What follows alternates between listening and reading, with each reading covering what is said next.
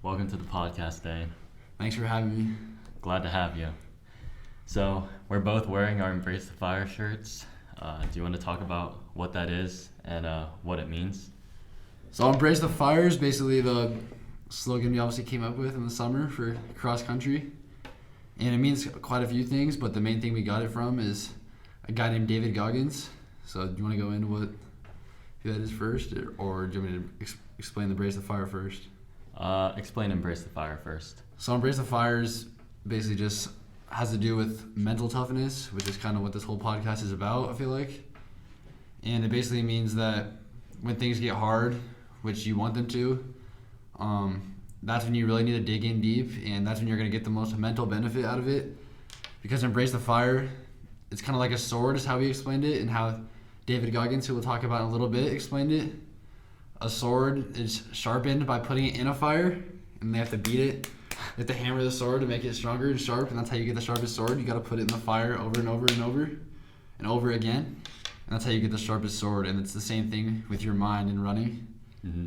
And a lot of times when it comes down to the end of a race, it's not who like the faster runner is. You can have a fast runner next to like a mediocre runner, and if they're right next to each other at the end of the race, it's going to come down to whoever's mentally stronger. Especially when the conditions are bad, or it's hot, or it's cold, or just any case. It's going to be like the grittier man who wins at the end. Okay. And that's kind of what Embrace the Fire comes in. The more you put yourself through hard things, and the more you train your mind to be like a sword and get sharp like a sword and put it in the fire, the furnace, that's when your brain starts to get hard like a sword, and then that's when you're going to start winning and start competing at your best level when your mind is the sharpest it can possibly be. Okay. Do you have any examples of how you would sharpen your sword? Basically, you just want to keep doing hard things and challenging yourself mentally, especially. Just doing things that make you uncomfortable. Going out of your comfort zone, like we talk about a lot of times in practice.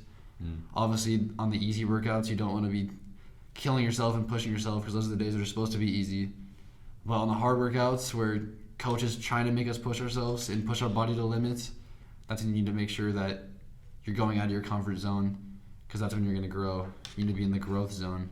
And that's when you're going to reap the benefits and make your mind or your sword sharp.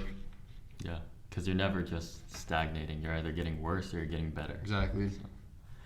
So you mentioned we came up with the slogan during the summer for cross country. Do you want to talk a little about the cross country season as a senior? The cross country season as a senior was definitely a lot different for multiple reasons, which I think you'd agree. We changed a lot of things with the program from how they used to be. We implemented a lot more team bonding stuff this year, because obviously cross country is an individual sport, but it has a big team dynamic too, because obviously you're trying to win races as a team, not just individually. Especially if you were like us this year and didn't have that top front runner that was winning every race. You really have to have a tight team in a pack, because that's how you're going to win a lot of races. So we really emphasized as seniors this year as a group just like the team aspect of things, and we did a lot of stuff together over the summer, such as cornhole tournaments or just a lot of other things outside especially, and that was fun and it helped a lot. And then it was just different as a senior, knowing it's your last time around and just knowing that any race could be your last at any given moment. So just I feel like you have the urge to give it more than you have in the past, even though you should be giving it your all in every race. Yep. But obviously that doesn't happen for everybody. But especially as a senior, I feel like you just have a lot more urge to go harder, because you know your time is coming to an end at Papio South and you want to leave your legacy here. What kind of things did you do to leave your legacy here? Like, since we're on the podcast, we can kind of talk about things that maybe the average cross-country runner didn't get to see, like some of the things that we did in the background over the summer or even during the season. Yeah, so I feel like for me, like the legacy I left is just someone who just has a strong work ethic. And obviously I missed a lot of races over the last year from multiple injuries, but I still showed up every day and was doing stuff behind the scenes, such as strength training to get back from the injury, or waking up at 5 a.m. to go to the pool on weekdays before school. And so I feel like the legacy I was leaving was just to not give up and to push yourself every day. Even if you can't run, there's other things you can always do to still make yourself better. and just bring yourself more knowledge and make your mentality a lot stronger than it was in the past. So I feel like that's a legacy I left behind, was just one of work ethic and discipline and staying the course even when times get tough and you may feel like quitting, but you just don't. Okay. That's a pretty difficult mindset to get into. It is. Kind of, like, how did you do that? Well, a lot of it was based off David Goggins, and I read that book over the summer, or it might have been last track season I read the book, and that's where I got a lot of it from. And that book is called Can't Hurt Me.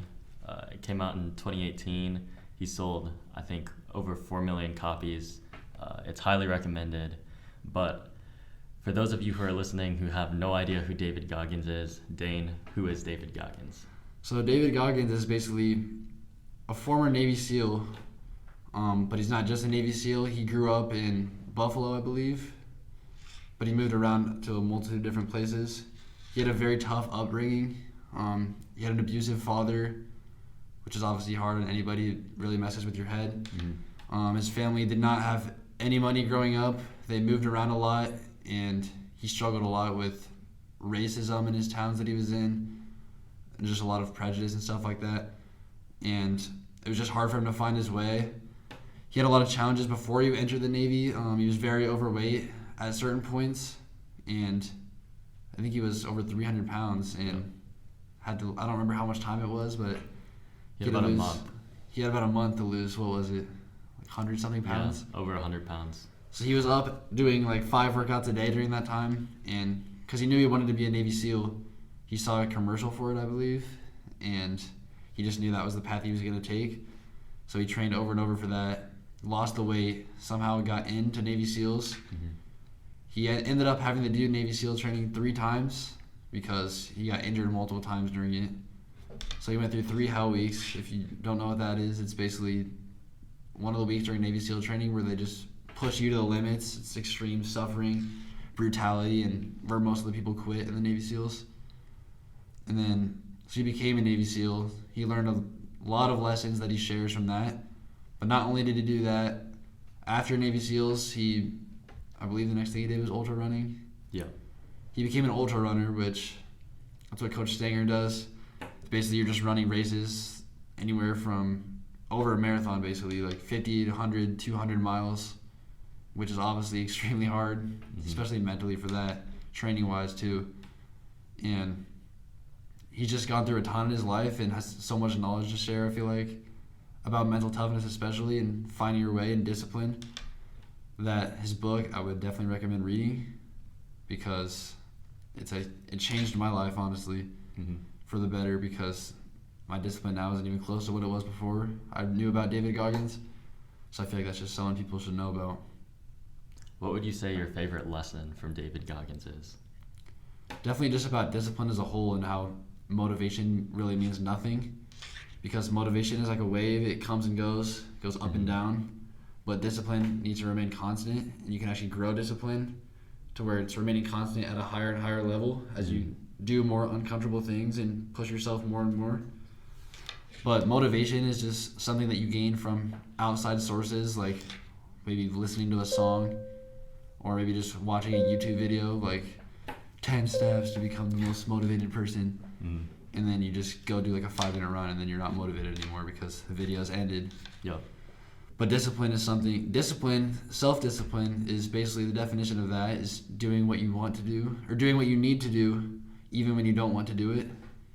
And that applies especially to running, because there's a lot of things you should be doing outside of running, such as stretching, foam rolling, nutrition, sleep, which a lot of people neglect. And that's why a lot of people have struggles outside and on the course, on the track, because their discipline is lacking. And that's definitely my favorite lesson, because I've been able to employ a lot of self-discipline in my life, whether it's getting up early, doing workouts, or just doing all the types of extra stuff outside of cross country and track that just makes your brain a lot stronger and able to be more mentally tough in races, especially, and in life in general.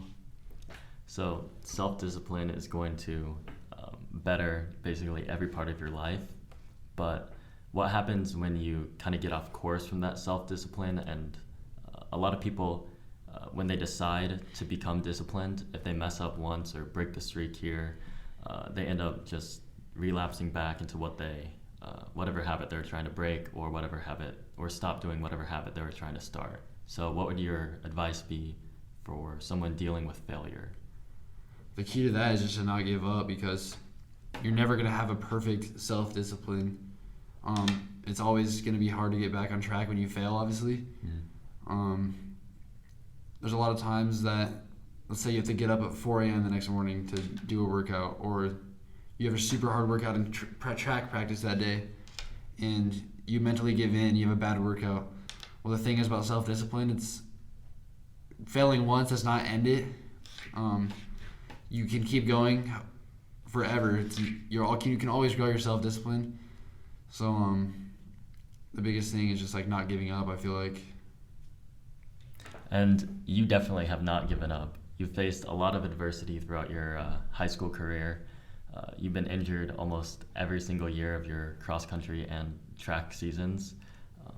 So can you kind of get into that? Like, how do you deal with that? Because a lot of people, they have adversity within the sport, but you've had adversity even outside the sport, stopping you from even trying into it or being able to compete. Yeah, so I'll just kind of go over what I've had over the last couple years. So my sophomore season, I had a really good year going into state, and then at state I basically just had a terrible race. Found out later I was iron deficient, so that's why that happened. Next track season, COVID hit obviously, so no one did anything that year. So there was a track season gone. The next cross-country season was actually good. I didn't really have a lot of issues. I had a few minor flare-ups, but I didn't really miss any significant time that year. So that was a good season. But junior track is where things really kind of took a turn for the worst. And that's when I got the first bout of IT band syndrome, which is basically a tendon in your knee that gets very inflamed, and it's just very painful to run on, to the point where you can't run anymore. So I ended up sitting out basically the entire track season last year. And then I still wasn't fully recovered in the summer, so my workouts were still really small compared to what I would like them to be. So senior cross-country season I was able to race at the end of October, or the beginning of October, and my times weren't the best, obviously, because I didn't have a lot of training or a lot of build-up, but I was still giving it my all, which was a good thing. I ended up still being able to get on the varsity team for then. But then I ended up straining my calf at the end of that season, which also left me unable to run, so I couldn't run at districts or state. But it was still super cool to see the team run, and I enjoyed watching them go out. So those are kind of the obstacles I've faced. And I think the biggest way that I've pushed past them is just having a positive attitude. I wouldn't trade the last 4 years for anything. They've been the best 4 years of my life, easily.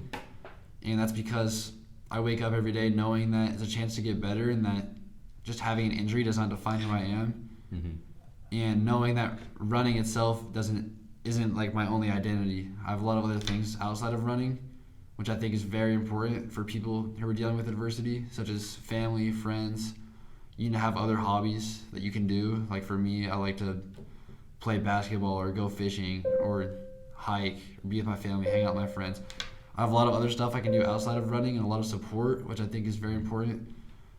And the biggest thing is just it's hard. It's depressing when you get an injury and you can't run, and you have to watch your whole team do workouts and races without you, and it kind of seems like they're bonding more without you. But at the same time, just knowing that it's not the end, you have the rest of your life still ahead of you, and each day is just a new opportunity to get better, and there's tons of other things you can do while you're injured. You don't just have to sit home and cry and sulk every day, which is very easy to do, which is why self-discipline is important, because that comes in, and you still need to get up every day with a good attitude and just know it's another chance to get better. So that's kind of how I've pushed through it, and just I've remained positive. I haven't really let it get to me too much. And there's been a lot of days where it's harder than others, but the good ways have outweighed the bad, so the good days have outweighed the bad. So it's kind of like all these things aligned, reading David Goggins, keeping involvement outside of running, keeping good relationships. It kind of all aligns to aid with that self-discipline. Yeah. Okay. So self-discipline kind of goes outside the realm of just trying hard in any one particular field. Discipline, what would you say about people being disciplined in one field but then kind of slacking off in another? I would say if you slack off in another form of self-discipline outside of running, it's going to seep into your running eventually because it's all connected. Self-discipline doesn't just involve running, it involves outside of school. For example, homework. If you're not getting your homework done in school, you're not going to have the best grades, obviously. Eating well. If you say you're going to start a diet 2 days in, you're already eating bad again, it's going to affect your self-discipline, obviously, because you're already giving up on day 2. And that's going to seep into your running because it's just going to affect your self-discipline as a whole, and you're going to start to become a little bit softer in running eventually until you get back outside of running with the self-discipline. So it's important to try to, it doesn't have to be all at once, obviously. It's a big build-up, getting your self-discipline up, and it takes a lot of time to do. And it's like I said before, just not giving up because you're going to fail a ton of times. It's inevitable. You should want failure because it teaches you a lot of lessons about how to not fail again. And so, yeah, you just need to keep building it over and over and just not quitting. Okay. And then on failure, you said you can learn from failure. Goggins talks about during his time in the SEALs, he had to fill out after action reports, whether he completed a successful mission or failed the mission. Do you do something similar to this to learn from them? I don't do like after action reports, but I do reflect. Like when I'm laying in my bed at night, for example, I'll reflect on the day, and I think failure is actually the biggest weapon because that's how you're going to learn. You can learn a lot more from a failure than a win, I feel like, because a win just tells you everything you did good, but a failure shows you where you messed up and where you can, a lot of times you can go back and fix that because you're going to grow as a person and have good character. So I think failure is the biggest weapon because you can just go back and learn from it. And then on this self-discipline journey, how would you recommend to someone who hasn't really started this to get started? Just to implement it gradually, because like if you want to become the most self-disciplined person, you can't do it all at once.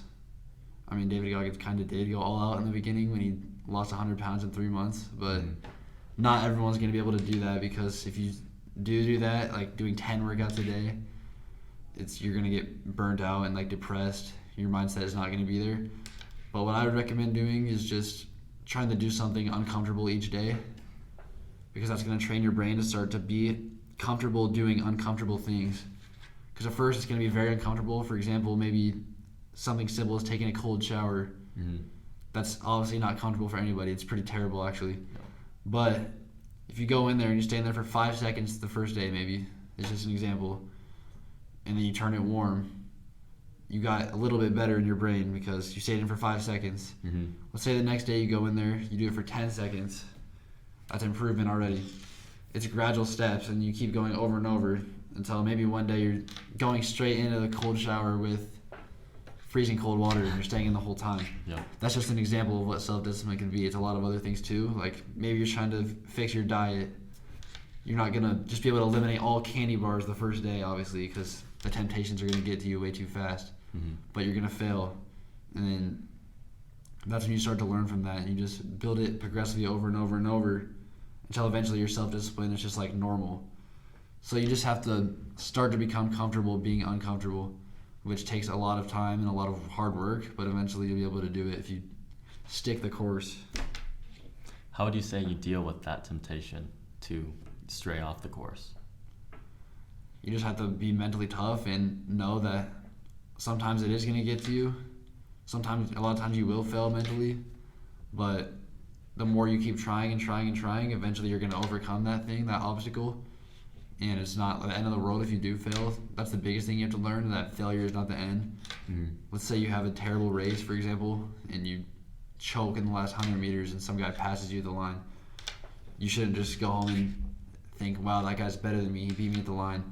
Because if you continue to do something uncomfortable each day, maybe you'll come back the next week and you'll be mentally stronger than that same dude, and you'll be able to beat him at the line next time. So that's the biggest thing, I think.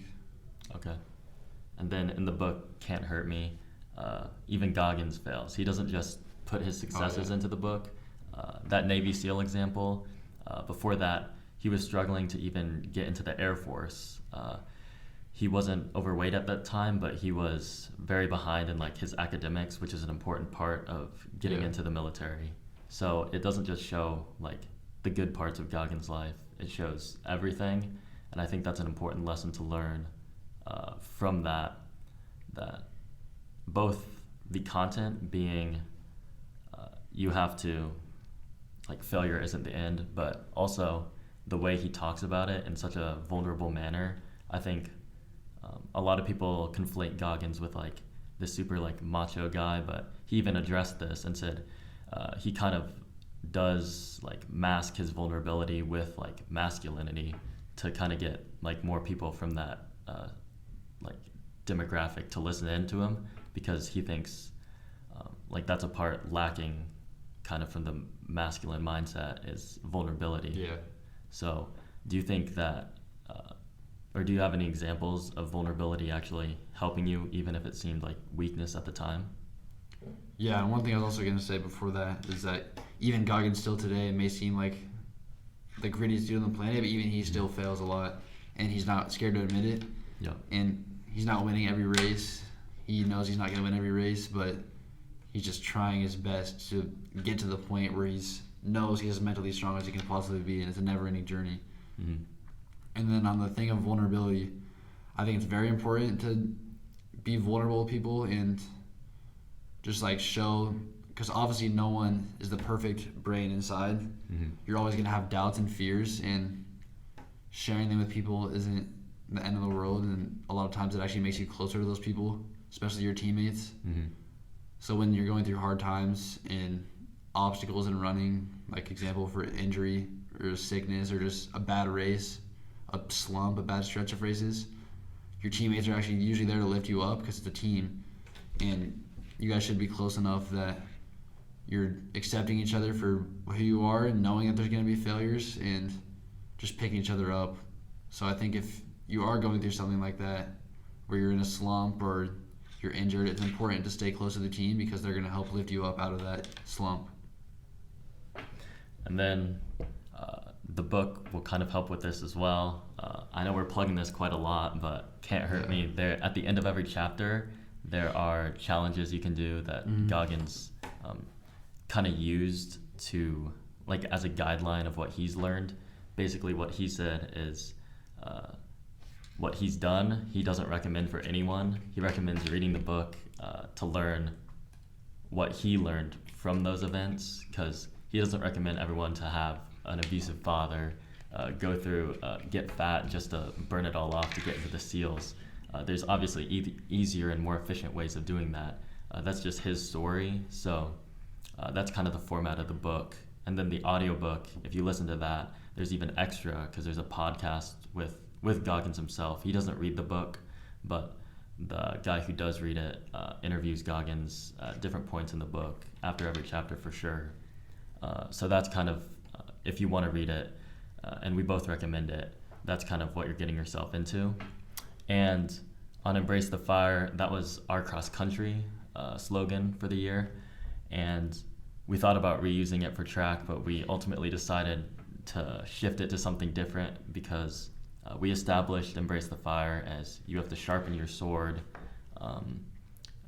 repeatedly, becoming harder each, like incrementally, and adding that exponentially. And embracing the fire together is always going to be easier than doing it alone. Mm-hmm. So we kind of combine that with our team bonding. But do you want to talk about what our slogan is for track this year and kind of what that means? Yeah, so the new slogan for track also kind of comes from the background of David Goggins. And the new slogan is "Be uncommon amongst the uncommon." Mm-hmm. So basically what that means is, what David Goggins has basically taught is that there's a lot of people on Earth who are just going through the motions. Basically, the common individual. Mm-hmm. They're not doing something uncomfortable or challenging each day. They're just going to work, for example, going home, going to bed, getting up, and doing the same thing over and over. They're not doing anything to push themselves or grow in any aspect. They're doing the same thing over and over, being around the same people who aren't pushing them at all either, and they're just not improving at all. So what David Goggins says is you want to surround yourself and be also someone who's uncommon. And to be uncommon means that you're just not like all these other people who are just going through the motions. You're someone who is pushing yourself every day. You're someone who's doing something uncomfortable every day. And you're working every day to get better as an individual and as a runner. Since we're athletes, that's important. And so you want to be uncommon amongst the people around you. And what David Goggins promotes, he was in the Navy SEALs, obviously, which is probably the most uncommon group of men on earth. Those are the dudes protecting our country and going to extreme lengths to protect us and have our freedoms. And those are the most uncommon dudes on earth. But David Goggins wasn't even satisfied with that. He wanted to be uncommon amongst those guys who were uncommon. So even amongst the dudes on earth who were probably the hardest and grittiest dudes on earth, he was trying to go even one step further and be mentally tougher than they were and outdo them, his own teammates, which is very important in life because that's what competition is. You're trying to be the best. You don't want to be at the same level as everyone around you. You're trying to push each other because when you're uncommon amongst your teammates, for example, they're going to do the same thing back to you because it's all one big competition. You're trying to push each other and help each other grow. So if one of your teammates is becoming uncommon amongst you guys, the rest of the team's going to try to get right back to that level. And it's just going to keep going and keep going and keep going until the whole team is just uncommon.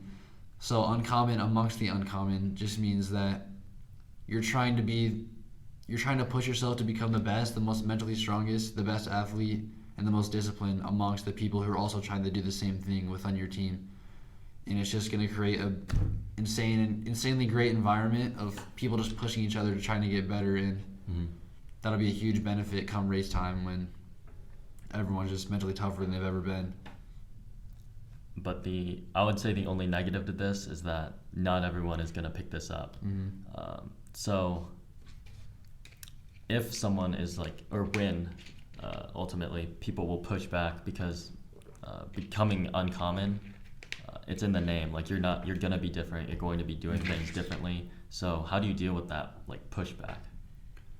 Obviously, it's being uncommon is not within the societal norms, so it'll come with a lot of judgment, and it's just obviously not normal to be doing something uncomfortable every day because a lot of people don't do that in today's society because they don't need to. Because a lot of people have the advantages of just having money, for example, and they're not worried about being uncomfortable. They live a comfortable life, so you'll be judged for it, obviously, and it's going to be very hard. So a lot of people will not want to do that because a lot of people in their lives have overcome a lot of obstacles. So doing that will be hard for them, which will make them want to give up easier. So the key is you just have to know that being uncommon is a good thing, and the judgment is a good thing, and being uncomfortable, very uncomfortable, is a good thing because that's when you're going to grow past the people around you, and it'll make you unique and just a better person and a better athlete at the end of the day. Okay. And then in that athletic setting, if your teammates aren't picking up what you're putting down, how would you say that you pull them up with you? Because there's even an example with Goggins that he was saying he was one of the Navy SEAL instructors, and he just saw that a lot of them were not living it to his expectations, and he kind of got bitter, and he really regretted that because for 2 years he just was pushing back against the rest of his guys. So that is a risk you run when becoming uncommon. So how do you say you kind of mitigate that and bring your teammates up with you? The key is that you just can't force things because obviously you can't force anybody to do this, to start to do uncomfortable things and do hard things. But the key is to just keep talking about it and keep doing it by example. I know for me as a freshman, seeing the upperclassmen push themselves to extreme lengths in workouts to the point where they're so uncomfortable that they're literally can't even walk after a race or a workout, that always inspired me. And they weren't even actually saying anything to me. I was just watching them do it, which rubbed off onto me a lot. So they were just leading by example, and I think that's a big part of it. But at the same time, since we have the knowledge of this type of stuff, it's important to also talk about it and share it at the same time, which you're obviously doing with this podcast, which is a good thing. And So yeah, I think those are the two biggest things of how to bring people up with you, and you obviously can't force it on people because it's a choice you have to make. If you want to push yourself the extra 10% in a workout, no one's stopping you from doing it, and no one's telling you can't go 80%. It's just a choice you have to make of how good you really want to be and how much you really want to get better and improve as an athlete. Okay.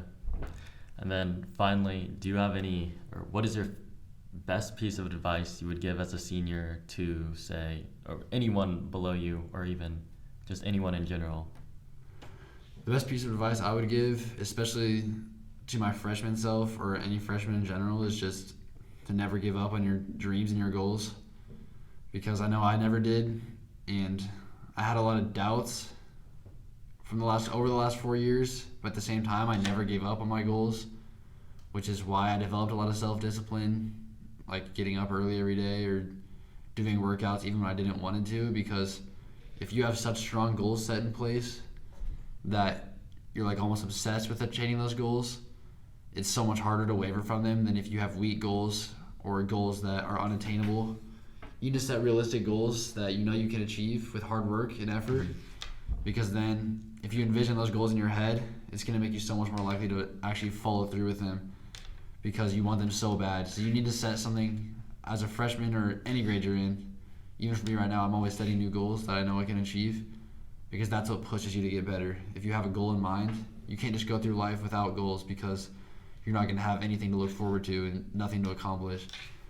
So the key is to just have something that you want so bad that nothing's going to stop you from getting it until you actually get it. So I think that's what I would tell any freshman, is to just have a goal in mind that they just almost become obsessed with because they want it so bad, and then that's how you'll end up working hard to get to that. Do you want to share your biggest goal right now? My biggest goal right now is to just be able to compete this season, which is looking like right now I'll be able to. And because I missed the last track season, which was pretty tough, but I want to compete and just compete well and be able to use all the mental toughness I've gained over the last 2 years, which I haven't really been able to employ in races because I've been sitting out.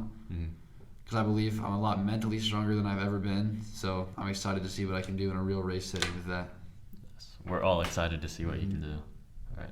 Thank you for being on the podcast, and make it a great day. Thank you for having me. Yep. Thank you for tuning in to Amp Up Season 2. Credits go to Casey Kruger for making the amazing animated intro, Coach H, of course, for creating Season 1 and letting us to carry it on and make it our own with the Season 2. Thank you to Isaac Hazelhorse and Dakota Miser for doing a lot of behind-the-scenes work.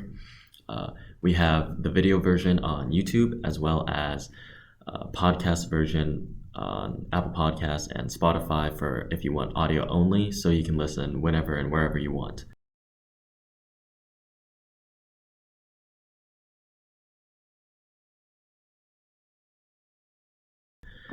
Also, big thank you to all the guests we have.